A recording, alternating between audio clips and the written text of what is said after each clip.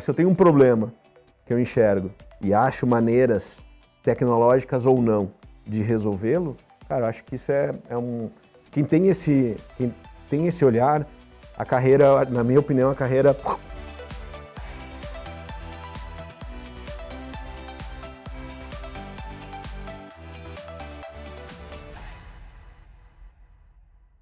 Receber convidados com histórias super interessantes é o nosso grande propósito aqui. Documentar boa parte da história dos profissionais que estão à frente, ou por trás, ou lado a lado da TI no nosso país. E o meu convidado de hoje é um fera, Fabrício Manieri. Fabrício, um prazer poder te receber aqui, seja muito bem-vindo. Obrigado, Renato, é um prazer estar aqui com vocês hoje. Contar um pouquinho da história, compartilhar um pouquinho e aprender também sempre, que eu acho que é importante nessa Muito jornada legal. toda. É isso aí, o nosso grande propósito é deixar um pouquinho de boas histórias como legado para poder inspirar um pouco, né, as novas gerações que estão chegando por aí. Legal, vamos nessa. Fabrício, a gente se conhece já há um certo tempo, a gente estava relembrando aqui, né, momentos ali de Belo Horizonte, 10 anos atrás, e passamos juntos um tempo, né, ali nas nossas lives 50 CIOs no momento da pandemia, foi um momento que nos conectamos e chegamos aqui no projeto Por Trás da TI, onde a gente começa a falar de infância, falar um pouquinho de história, né? Você é um gaúcho, né? Lá pequenininho, escoteiro. Conta um pouquinho dessa trajetória. Então, cara, eu sou nascido em Porto Alegre, né? Fiquei em Porto Alegre boa parte, quase metade da minha vida, né? Até os 25 anos. Então, na minha infância, nada de especial, família classe média e tal. Estudei em escola de freira, então, aquela estrutura mais rígida, assim.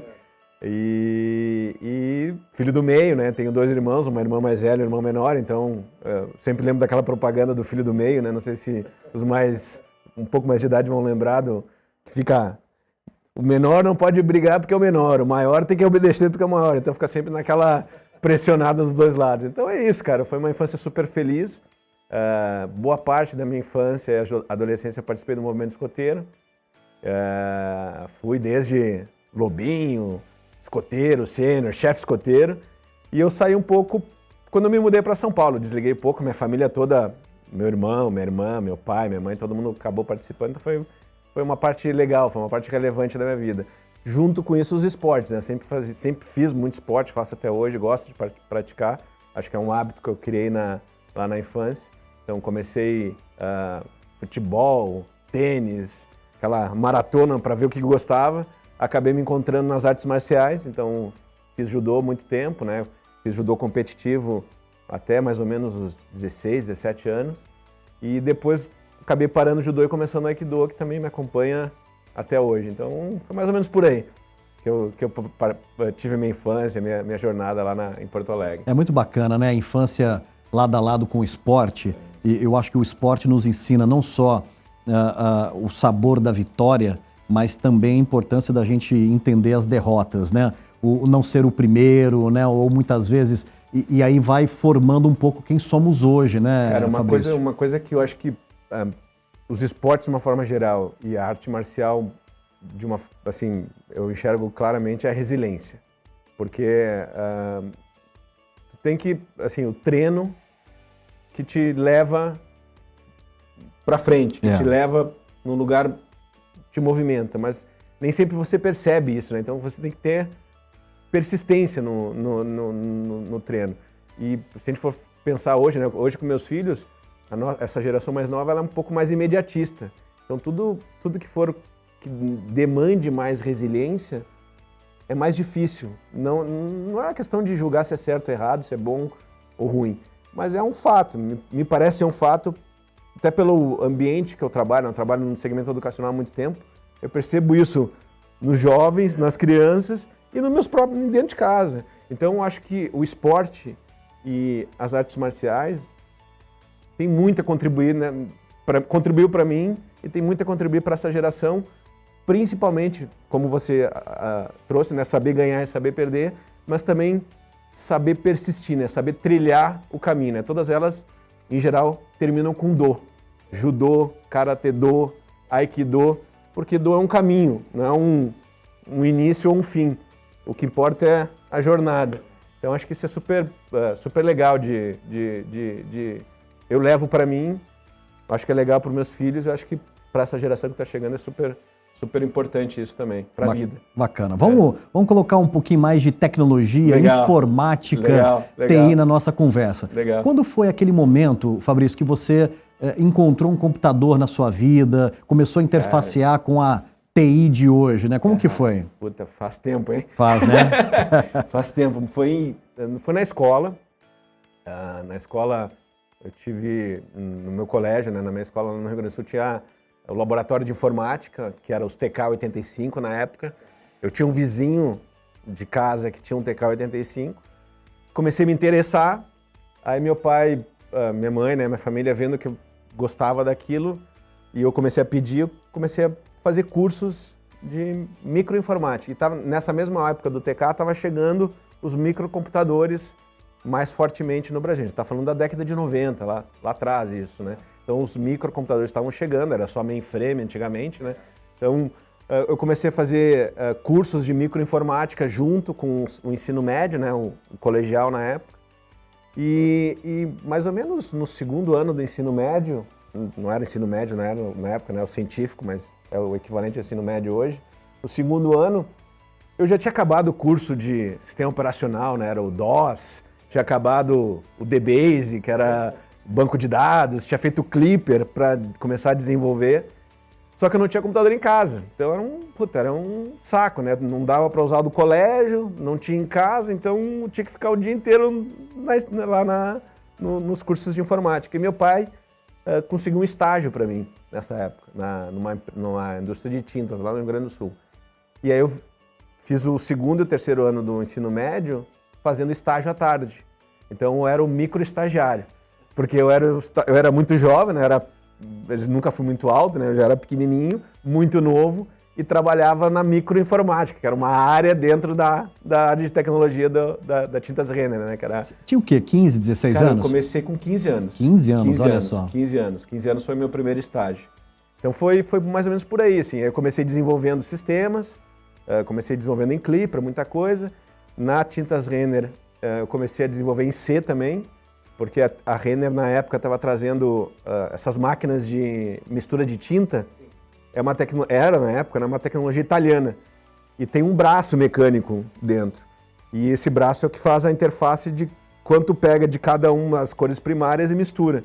E a adaptação, a tropicalização dessa tecnologia foi feita na Tintas Renner, e eu precisava de alguém para desenvolver em C, para olhar esse código e traduzir basicamente a interface visual, que era quais as cores que as pessoas queriam.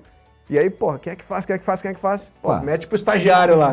E aí o estagiário que eu comecei a desenvolver. Então eu comecei a desenvolver em C na época também. E, Fabrício, nessa época, né, de Clipper comendo solto ali, né, nos sistemas, e C era uma super inovação, né? Era uma linguagem nova, mais sofisticada, Turbo né? C, né? Borland, Turbo não C. É? Nossa, era... Foi uma fase importante ali, né, dos códigos. Foi super legal, foi super importante e eu até hoje, eu não desenvolvo profissionalmente no dia a dia, mas é quase que um hobby, assim, eu gosto, eu me interesso por isso. Então, Python, por exemplo, hoje em dia, cara, eu não preciso de usar, não é que não preciso, né? Muitas vezes eu até uso para acelerar alguma coisa que eu quero fazer, mas não é do meu dia a dia. Mas é um hábito, quase que um hobby, como eu estava falando, que eu acabei desenvolvendo lá por causa do Clipper, do Turbo C, Pascal, são linguagens estruturadas antigas que eu usava. Que bacana. Aí fiz o estágio e tal, e continuei desenvolvendo. Fui para uma software house na época, desenvolvendo que desenvolvia para vários clientes. Teve um projeto legal também na refinaria Alberto Pasqualini, que é a refinaria da Petrobras lá no Rio Grande do Sul, que fazia a medição dos tanques de armazenamento. E aí era uma... Puta, não era nuvem que é hoje em dia, né? Era uma placa que ficava monitorando os sinais vitais ali daquele tanque, pressão, temperatura, quantidade de volume dentro do tanque. Aí via cabo, chegava numa central e tinha um programa em BASIC que lia esses dados. E era RS-232? Era RS-232, nada de IP, nada que você conseguia pingar, cara, nada, né? Quando eu fui dar manutenção nesse sistema, cara, era pilha de papel que tinha que ler, confusão do caramba. Mas era legal, foi super o início de tudo, né, Fabrício? Cara, acho que todo mundo que inicia, um pouquinho mais pra frente, tem essa memória afetiva legal. Assim, na época, tu não sabe muito bem, é meio que, sofrimento, mas depois eu acho que cria uma memória afetiva legal. Assim. E cria aquilo que você falou, né? Essa resiliência. Perfeito. De dizer, cara, não, vamos lá, vamos fazer, dá certo, vai montar. E eu acho que esse assim... Eu acho que todo mundo que passou por aqui, nessas conversas, deve ter relatado isso, né? Que é um constante aprendizado. Então, antes era DBase, aí virou Clipper, virou C, Basic, aí vai para sistemas operacionais, aí volta para uma outra coisa. Eu acho que a vida no mundo de tecnologia é um pouco isso, assim, tu tá sempre... Tem que ter essa resiliência para estar sempre... Se fala muito de lifelong learning, né? De aprendizagem constante na vida. Eu acho que é isso, assim... É mais do que conhecer, é ter essa predisposição de querer, ser curioso por natureza, né? Acho que isso que é legal, assim, e que desde cedo, tanto por causa do escotismo, por causa dos esportes, acho que da orientação da minha família, do jeito que eu convivi, foi sendo uma coisa natural para mim, e eu me encaixei, né? Acabei me achando na área de tecnologia. Fabrício, você tem uma carreira muito bonita, consolidada, ou seja, com grandes entregas, grandes momentos da educação no nosso país, né? Você é um cara que dedicou muito tempo, né, nesse setor. Outros setores também, né? Mas na educação. Eu queria que você falasse um pouquinho do momento ali que você começa já a ter um crescimento na responsabilidade, né? Começa a sair de uma pessoa um pouco mais técnica e vai para um pouco mais de gestão. Conta um pouquinho como que foi essa jornada. Legal. Eu acho que foi assim, começou lá no Sul, né? Depois dessa trajetória na área de desenvolvimento, eu acabei... também foi o início da internet no Brasil, né? Quando os primeiros provedores chegaram no Brasil, lá no final da década de 90. E eu trabalhei num hospital no Rio Grande do Sul chamado Moinhos de Vento, que é um hospital de referência lá no Rio Grande do Sul. E foi a época das intranets. E aí, na área técnica, a gente montou lá o time e montou uma intranet para... O hospital é um grande hotel. Uma das fontes de receita no hospital é a parte hoteleira. Então, saber quem está entrando, quem está saindo, tempo de ocupação médio dos quartos, isso tudo gera resultado pro hospital. E não era muito visível isso na época.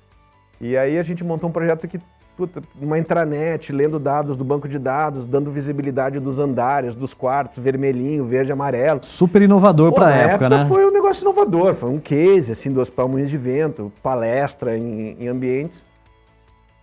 E aí, numa dessas palestras que eu acabei dando lá em Porto Alegre, desses eventos de tecnologia que tinha, eu acabei sendo convidado para trabalhar na Springer. E na Springer foi a minha primeira posição de líder de time, assim. Aquele caminho natural, né? Um bom técnico acaba assumindo uma posição de liderança, nem sempre dá certo. No meu caso, eu tive uma decisão lá atrás de fazer... Eu não sou... Meu curso superior, toda a minha formação acadêmica não é da área de tecnologia. Então, eu fiz administração, depois fiz mestrado na área de gestão, fora os MBAs aí e tal. Um pouco com essa mentalidade de, cara, eu já estou na área de tecnologia, então eu preciso me aprimorar em outras frentes que não são tão fortes no meu dia a dia.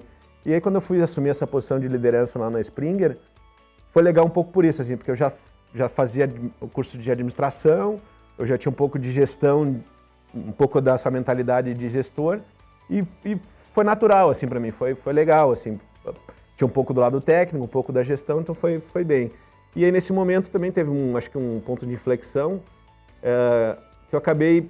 Até aí eu trabalhava no Rio Grande do Sul, a Springer montou um escritório em São Paulo, trazendo de Miami para São Paulo, e eu fiz esse projeto junto com o pessoal que trabalhava na área de infra da Springer, e deu super certo, eu fui convidado para vir para morar em São Paulo. E aí foi aquilo, nossa... São Paulo, né? São Paulo, nossa! Sair do Rio Grande do Sul, deixar meus amigos, família. Eu estava com namorada na época, a gente estava namorando há bastante tempo já. Nem tanto tempo assim, mas... E aí, pô, não vou, me joguei. Tava na idade, vamos embora. Vim para a Springer aqui, me casei na época e aí comecei a galgar posições mais gerenciais, né? Então, vim para São Paulo, comecei a abranger uma posição na América Latina, ainda muito voltado para a área de infraestrutura da época, né? Mas fazendo relação com os países aqui do Argentina, Chile, México, que na época a Springer também gerenciava daqui.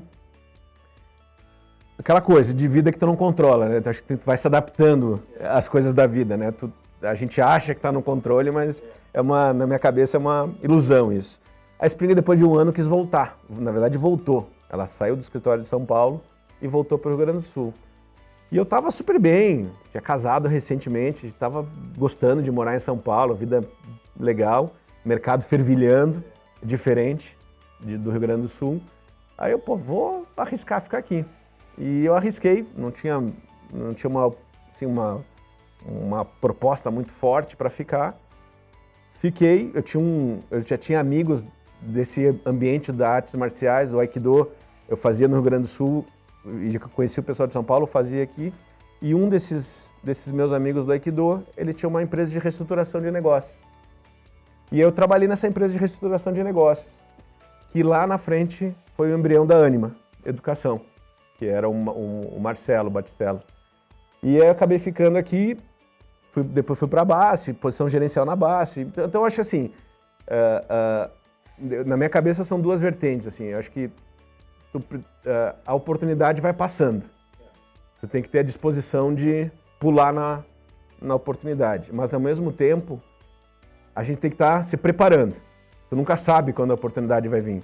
Então, uma coisa que de novo, o lifelong learning para mim não é porque eu tenho algo que tá passando ali na minha frente que eu preciso aprender, mas é algo que eu entendo que para minha vida, em algum momento, vai fazer diferença. Não sei se agora, não sei se um dia vai ser, mas que eu entenda que faça. Então, tudo que eu busco de aprimoramento, para mim, não é porque eu estou precisando nesse exato momento. Claro, tem essas situações pontuais, mas eu acho que para uma carreira gerencial, para uma carreira executiva duradoura e de sucesso, tem que estar sempre pensando mais na frente, naquelas aptidões, naquelas características que você precisa estar se desenvolvendo e ir buscando. Uma hora vai aparecer. Então, é mais ou menos por aí que eu acabei iniciando minha carreira, muito na área técnica, depois migrando para a área gerencial. E outra coisa também que para mim fez sentido é que ao longo do caminho eu saí um pouco só de tecnologia. Então, um pouco pela minha formação, eu tinha o desejo de, sim, sempre ter um pé na área de tecnologia, mas eu queria mais estar dentro de finanças, dentro de marketing, dentro do comercial. Dentro do negócio, Dentro do negócio. Então, em 2006, mais ou menos, quando eu fui para a Anima, eu tive essa oportunidade. Quando eu fui para a Anima, eu era a head da área de tecnologia das escolas que compunham a Anima na época, né? Que eram 2 escolas, 2 universidades, uma em Belo Horizonte e outra em Santos. Mas eu também assumi a área administrativa de uma das escolas, que era a de Santos. Então, contas a receber, contas a pagar. Olha que legal, que experiência, hein?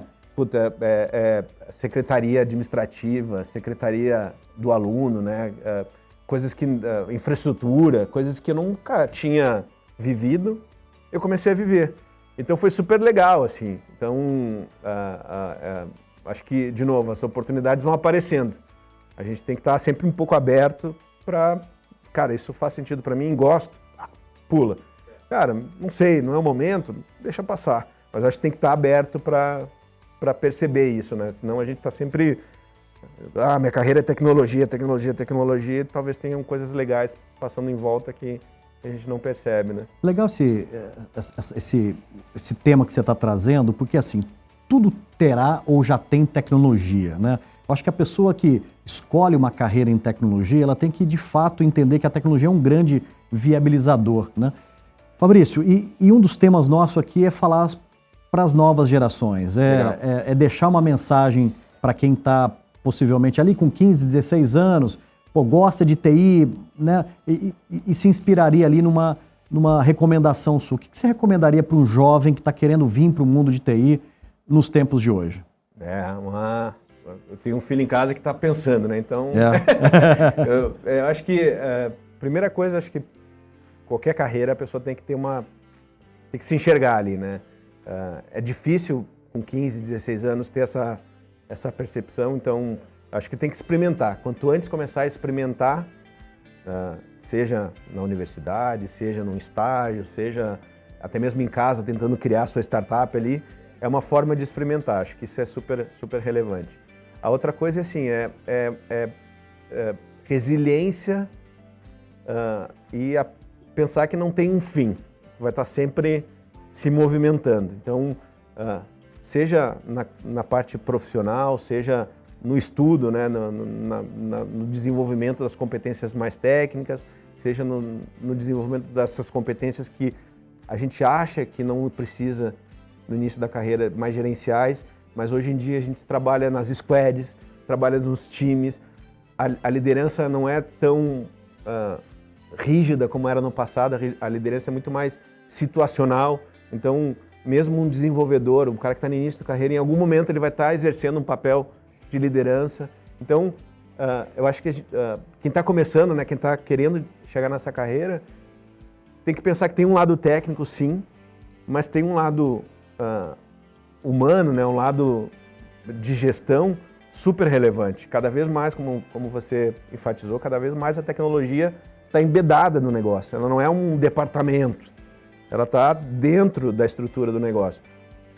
Isso é muito bom, porque tem pessoas que têm um viés mais tecnológico, que vão aprender com as pessoas que têm um viés mais de negócio, e também ao contrário, tem pessoas hoje de negócio que conhecem muito de tecnologia e que podem ajudar a desenvolver. Então, ter esse olhar de desenvolvimento, pensar, assim, já mais no lado profissional, cara, que problema eu quero resolver, né? O que eu quero atacar? Desenvolver por desenvolver, aprender uma tecnologia por tecnologia, acho que não tem muito sentido. Agora, se eu tenho um problema que eu enxergo e acho maneiras tecnológicas ou não de resolvê-lo, cara, eu acho que isso quem tem esse olhar, a carreira, na minha opinião, a carreira dispara rapidamente. E tem que ter prazer, né? Acho que tem que ser divertida a jornada, né? Não dá para ser uma jornada dura. Acho que a pessoa tem que sentir prazer e ela tem que estar com pessoas que ela gosta, que ela admira, que ela respeita.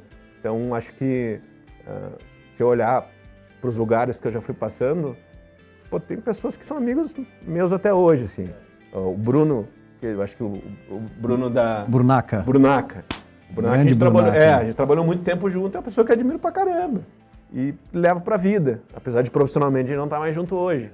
Então tem várias pessoas que eu acho que passaram por aqui, que foram se relacionando e criando esses laços. Porque transcende, eu acho que esse lado, só o lado profissional. São pessoas do bem, que tu quer estar junto. Então, se achar nesse mundo, né? Tá próximo, conseguir achar esse grupo, essas pessoas, eu acho que é uma mentalidade que, desde o início da carreira, eu acho que a gente tem que ter. De estar num lugar que a gente se sinta bem, né? Fabrício, uma das coisas que destaca muito na sua trajetória é o seu lado humano, né? Ou seja, a gente começa a falar de pessoas aqui, a gente se emociona, né? Por quê? Porque é a nossa vida, é a nossa história, é uma jornada longa, né? Poxa, você está colocando aqui, poxa, né, uma história da sua vida profissional e a gente sabe o quanto que é importante seguir com pessoas, né?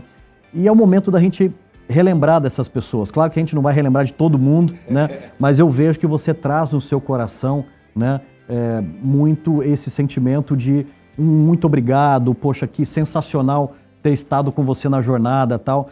É um momento que a gente se emociona, mas a gente está deixando, né, o nosso coração falar nesse momento também. O que vem na cabeça, Fabrício? Assim, eu sei que... É difícil, né? Tu me põe numa saia justa.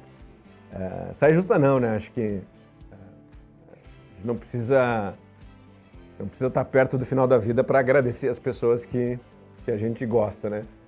Muitas vezes a gente só tem esse insight mais para frente. Então, acho que é sempre bom reconhecer isso, né? E eu acho que na minha jornada profissional, obviamente, como eu já falei, minha família, né? me apoiou principalmente no início, assim, dando todo o suporte desde criança, dentro das limitações.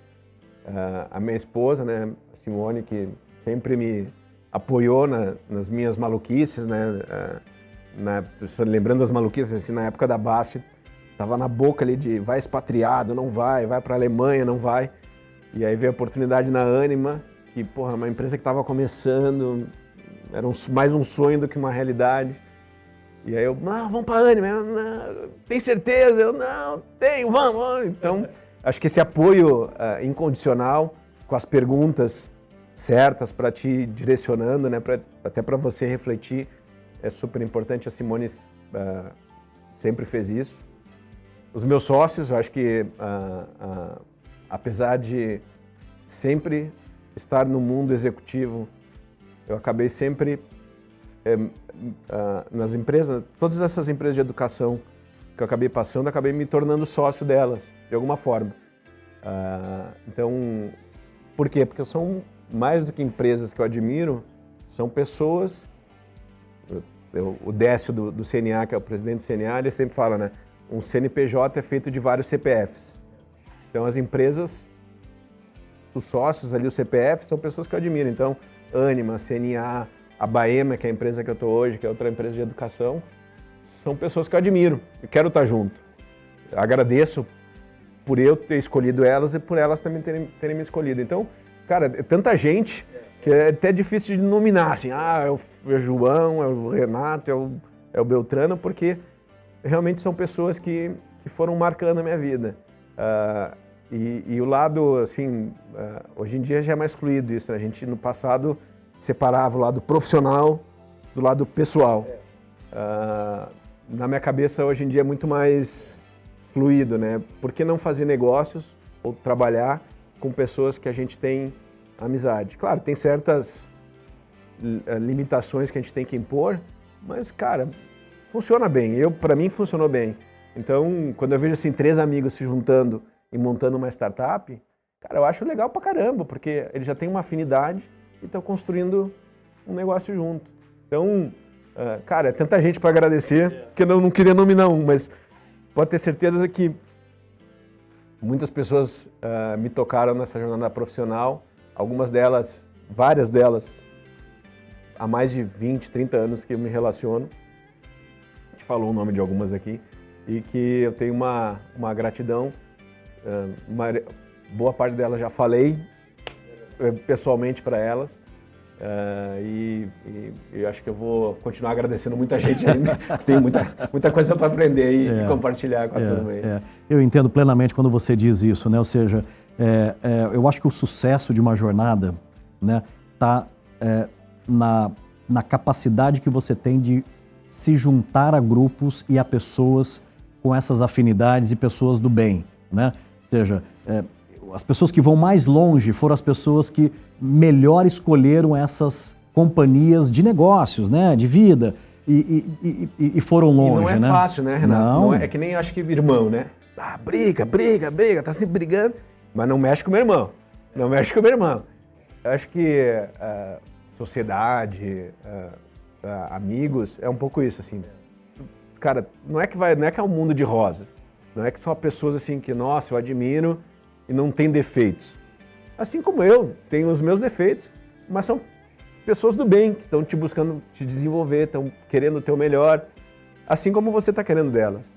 Eu acho que isso que é o bonito no negócio, né? Eu acho que achar essas pessoas e estar junto delas, a forma de estar junto vai mudar. Hora vai ser mais próximo, hora vai ser uma sociedade, hora não vai ser uma sociedade, hora eu vou ficar 5 anos sem ver, mas aquele fio condutor vai estar sempre lá. Aquela admiração vai estar sempre lá. E eu acho que é isso, né? Aquele amigo que tu não vê há 5 anos, quando você encontra, porra, parece que foi ontem que eu não te vi, né? Dá aquele abraço. Então é um pouco isso, assim, que eu sinto por várias pessoas que... A Vera, por exemplo, que a gente falou um pouco antes aqui, né? É uma pessoa que eu não vejo faz muito tempo. Mas de vez em quando eu troco mensagem com ela lá no Instagram, no Facebook.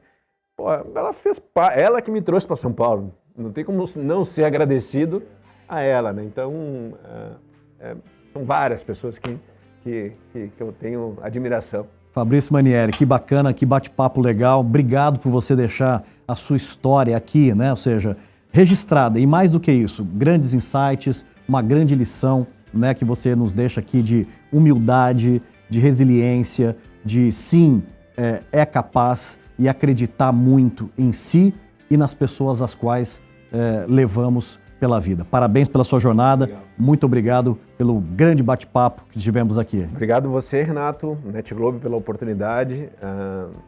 Não é fácil, mexe com um monte de emoções, assim, relembrar a jornada, mas obrigado de novo pela oportunidade, dar os parabéns pela iniciativa, congratular todos os colegas que já passaram por aqui. Eu acho que tem muita gente boa também que está aí, que está chegando, que está tomando esse espaço, que tem cada vez um espaço maior. Então, acho que tem lugar, tem muitas histórias para a gente escutar aqui que vão ser super legais. Muito obrigado. Obrigado, Renato. Valeu. Valeu.